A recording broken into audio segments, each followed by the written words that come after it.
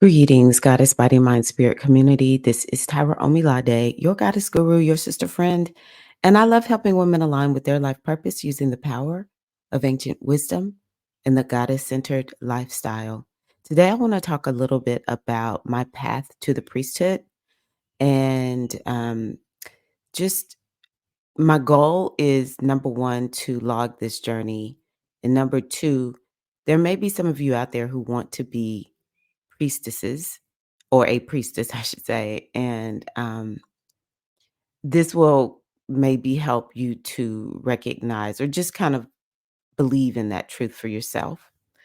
Or maybe you're just curious about my journey. So, in this particular recording, I am going to talk about my childhood and just how that was a foundation for me.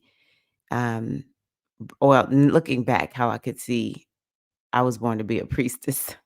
First and foremost, I really do believe that those of us who step into the priesthood, we are called, we are born priestesses from the door, and that once we get on the journey to being a priestess, where we're doing it in a conscious way, we're part of an initiation. That is really to help open us up to the innate power within. You don't really go through an initiation to become a priestess. You go through an initiation to help you to be able to have the lifestyle that will maintain you long term to be able to do the work.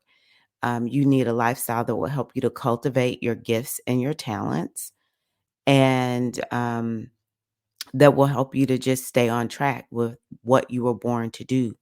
Because the road of the spiritual person, spiritual leader, is one that is very windy, and it can be lonely. I remember one of my teachers, Babaji, would talk about how lonely the path is.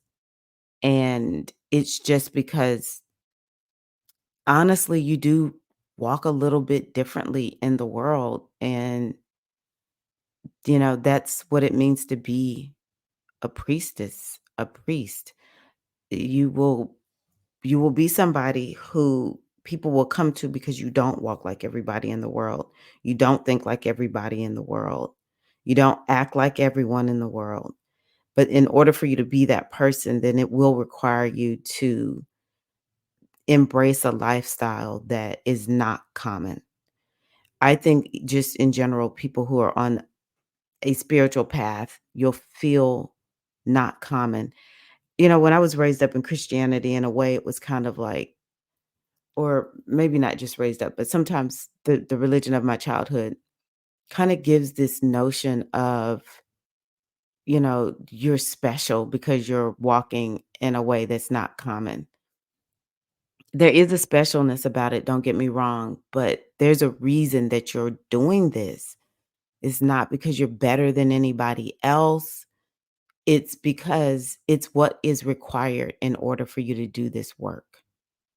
And so a lot of it starts out with having a not common childhood, or being not common in your childhood, even if you don't quite understand and recognize what that means back then. And sometimes even being different and quirky and weird as a child will create issues that you have to clear before you can actually step into the priesthood. So you really do have to kind of go back to your childhood and kind of like acknowledge your little girl for um yeah, doing what she did. Recognizing who you are, even though, yeah, it may have been difficult. So for me, I would say I had a sort of common childhood to a certain degree. Very fortunate to be raised up from, cradle to the time I left home, by both my parents. Um, my dad was in the military. My mother was a nurse. What was out of the ordinary for my family that made things very different for me is my dad was in the military. And so my parents were raised in Vicksburg, Mississippi. Even to this day, I love Mississippi, but Mississippi is backwards. It does not it has a lot of good things there, but there's something about that state that's just backwards, in my opinion. I'll say it that way. And so, my parents were raised there when Mississippi's racism was like in full view. And for my father, well, my grandmother actually raised my dad to be Catholic. And maybe she didn't raise him to be Catholic, but my grandmother had the foresight to send my dad to Catholic school. And back then, if you went to Catholic school, you had to convert to Catholicism. You had to be Catholic. And so here it is, my dad being raised up by a single mom. My grandma, some kind of way, had the foresight to send my dad to Catholic school. And of course, back then, if you were going to Catholic school, it was very, very affluent and special. And I'm not saying my grandma was rich, but she was something. She owned her own home. And she sent my dad to that Catholic school. And it was the Catholic school that I think that shaped and molded my dad in a way that allowed him to go into the military and travel the world.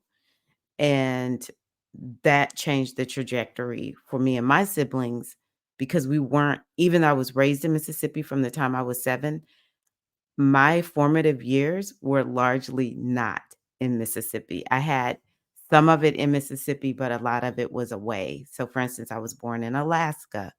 I remember living in North Carolina and living in Georgia. And so bouncing all around kind of helped me to not just grow up one way, not just have one view of the world. In Mississippi, it would be very, very easy for me to live in a Black neighborhood, but when in the military, everybody lived everywhere, so I just got exposed to people and things from different places. I don't even remember all these people, but I do have memories of just there were times when I was in all Black communities, all white communities, mixed communities, and, there was never any one thing that I did all the time other than just be with my immediate family. And so it just gave me this way of being different. And the other thing was I actually have no memory of going to church from the age of 0 to 6. Now, once we went to Mississippi at 7, I know we started going to church. It was Baptist church, Black Baptist church. And then when I was probably it had to have been around 9 for sure. My dad insisted that we go to Catholic church, and it's just the culture of the Catholic church. My dad wasn't even going to church at the time, but he insisted that we go. And so my mom realized she needed to become Catholic too, and we all went to Catholic church together. Not my dad, but my mom and my siblings, my brothers. And so that was like the beginning. And not going to church early on in my life, I just had this weird concept of God. I do remember some notion of Christianity as a little girl, but not much. And so I would imagine God. I remember there was this book I read, Casper the Ghost, and it was something about that book that allowed me to have this imagination about God. And I just remember God wasn't he or she, it was like objects of some sort. And God definitely wasn't a white man in my view. I remember being a little girl. I had to be under 7 because this was when we were in Georgia. And I said to my mom, "Mom, what am I supposed to do? I've been told that you're supposed to tell me what I'm supposed to do with my life." And my mom just looked at me like, I have no idea how to answer that question. She was just looking at me like, "Wow, where is this coming from?" But, yeah, so and I just remember kinda being like, I don't know why I hear these voices saying mama was supposed to tell me. So, anywho, fast forward to Mississippi. The neighborhood I was raised up in, I lived in it twice. I lived in it when I was somewhere around 3 and 4, and, it was all white, and I remember there being these little race wars between me and my cousins and sibling, my older brother, and, the little white kids who lived next door. We went to Georgia, and so when I came back at 7, it was black. It was a black neighborhood. It was white when I lived there when I was a little toddler or preschooler, and then when I came back as a young elementary age girl, it was all black. And so, all of these things kinda shaped, mm, my my worldview and my understanding of, mm, yeah, just who I am. Because the other thing that I'll say is my mother was very instrumental in my life. She was a very proud Black woman. And so she would teach me God is not white, Jesus is Black. I don't exactly remember where my mom got that from, but I remember she would intersperse things like that, even though we would just go to church, read the Bible. Again, another thing that was a little different for me is I would go to church with the neighbors. My mom would work on Sunday. She would have two jobs. And, sometimes it was two jobs. And sometimes it was as a nurse, she just had to work on Sunday. And we would go to Methodist church. And so, even though she would take us to Baptist church, Black Baptist church, Methodist, Black Methodist, and this was, just regular Methodist, not AME or anything, gave me just a different understanding of Christianity. It was actually kind of fun. I kinda liked that church. And then, like I said, my dad insisted we become Catholic. And of course, being Catholic set me up for being different also. And I always really did love praying the rosary. It was one of my favorite things to do. I just love this concept of Mother Mary. I loved going to Catholic church because they had this place I went to a Black Catholic church first, and then I went to one that was mixed and eventually became Black, I think. Um, but in the foyer, there was this little stand, and it had all these little candles on it. And you could light the candle for your ancestors to make sure they didn't get stuck in purgatory. So it was like Catholic Church actually began to expose me to other spiritual traditions that I began to embrace. And so I remember I would light the candle for my grandfather after he died. And I don't know. I just remember those candles being there. Other things I remember from the Catholic Church is the incense. They would come in. It was just like all this ceremony, and they were basically smudging everything in the church. Before we came in, there was this little bowl of water, and you would dip your finger in it and make the sign of the cross, purification, using the water. And there were all these holidays, these feasts, and like these seasons in the church, very, very different from Baptist church.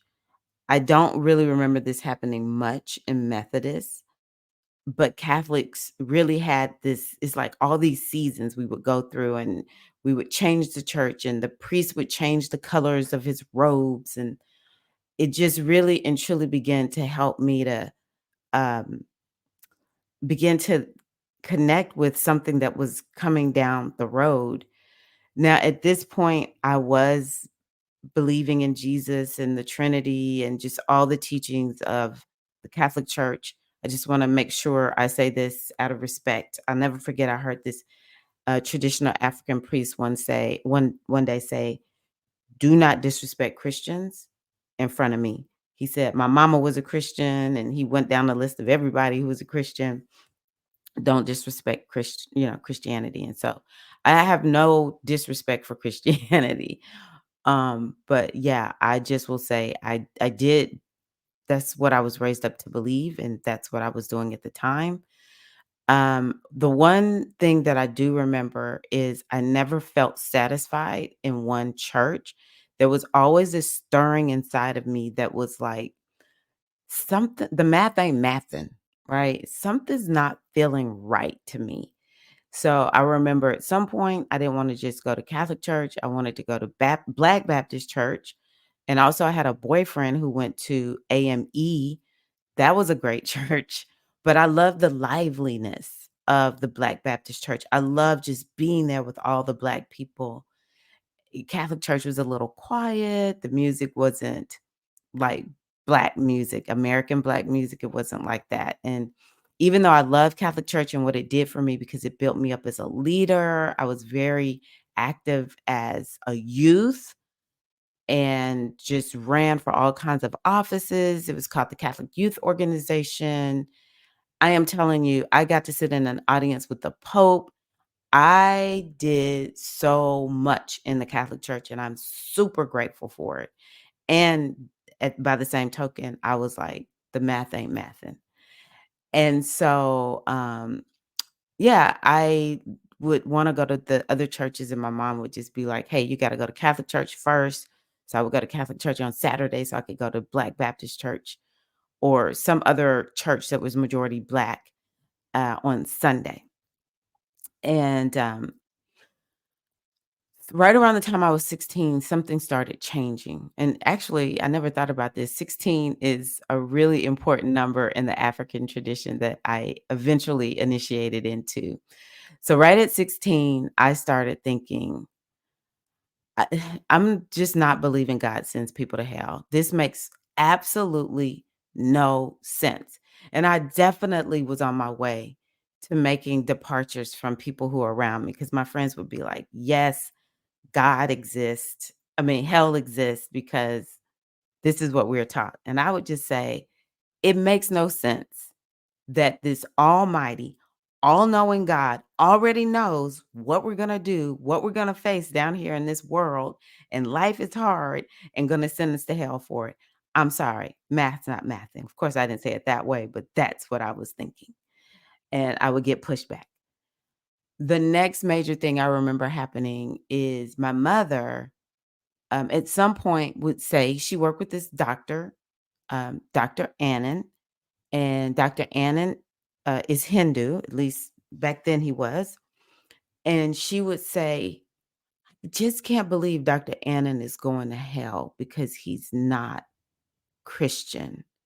So the math wasn't mathing for my mom either. She was like, this man is a great man. We all love Dr. Annan. I mean, heart of gold.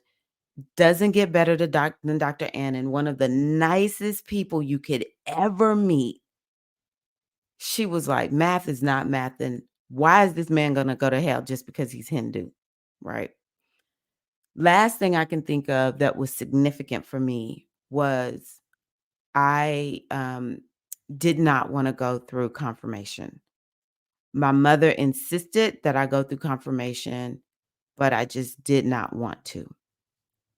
And so, but I did it because my mom, she became a great Catholic. And she was not having it. And she was just like, "You're doing it." So I went through confirmation. My confirmation name is Dominica. My dad was Dominic. And so I just thought, well, I'll just take on the feminine version of his name, Dominica. So yeah. And yeah, I did it. And with confirmation, you're supposed to be committing to being Catholic for the rest of your life. Oops. So yeah, I just went on and I don't really remember too much of anything else happening. I went to Catholic high school. The one thing I do think about is how one thing that has come back to me as a travesty of religion is we were taught about the holy wars in high school. I wasn't really for or against either side. I just kinda took it in. But now, at some point in my adulthood, I thought, "This is crazy to teach the holy wars in high school as a part of our religion class, to teach it as if holy wars is okay. Like, this does not reflect God. Folks battling, Catholics versus Muslims. Like, this is crazy. But anywho, I graduated, good little Catholic girl, went off to Spelman College, and that began a whole new journey that opened me up even more to recognizing, hey, wait a minute, I'm different.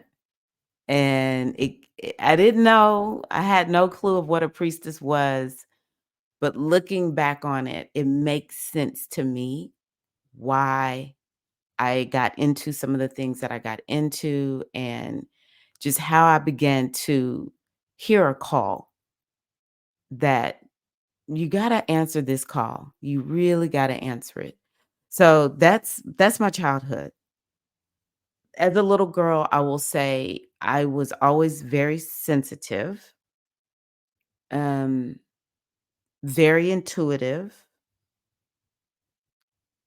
and there was this energy of creativity, but I wasn't creative in the sense that I was artsy, like traditionally, but definitely I had a deep, deep a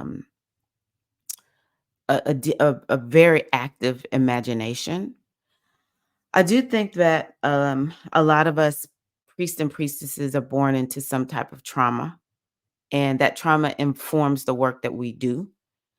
Um, I don't know when I started questioning why is God just he and not she. I had Mother Mary and the Rosary, so that kind of satisfied, that feminine energy that I eventually began to realize this is what I was born to, you know, honor, revere, work with, honor, revere in myself, whatever.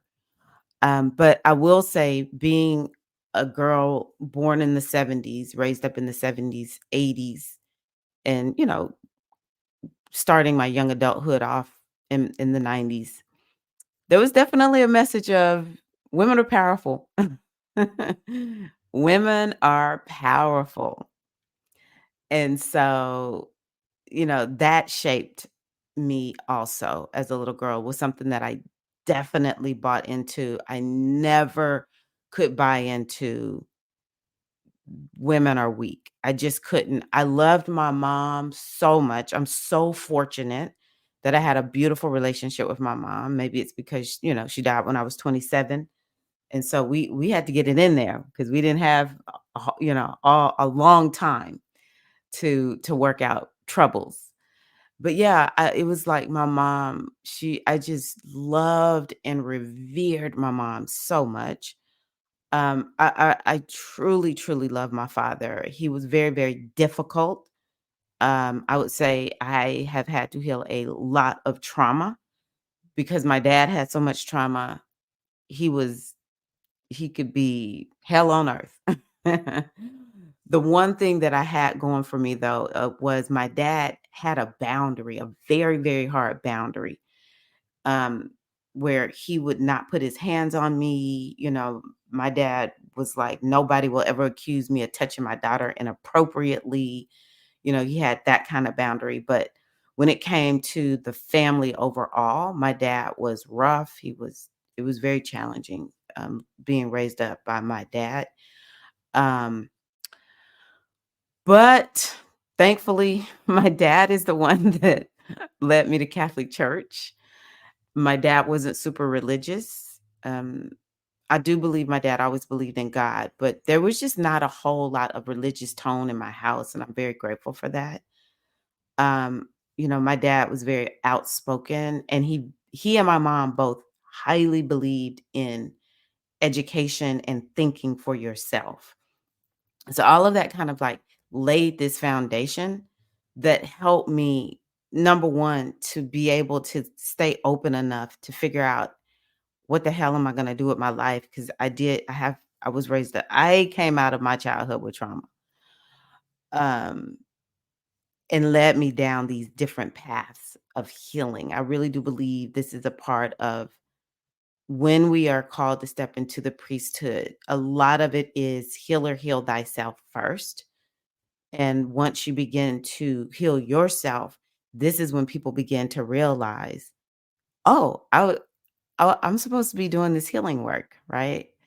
So, those are the things that stand out for me as, yeah,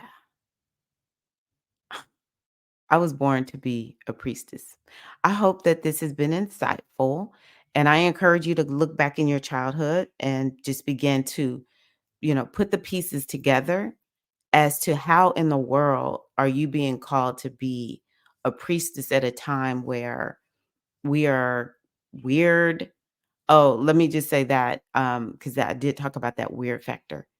Being raised up in the military created a level of weirdness that once I got retransplanted back in Mississippi, my siblings and I were just different. Um, we did not talk. We did not have a Southern accent, though people from up north will say I have a Southern accent. Here in the South, I do not have a Southern accent. And it made me weird and different. It automatically just began to set up this energy of you are on a different path.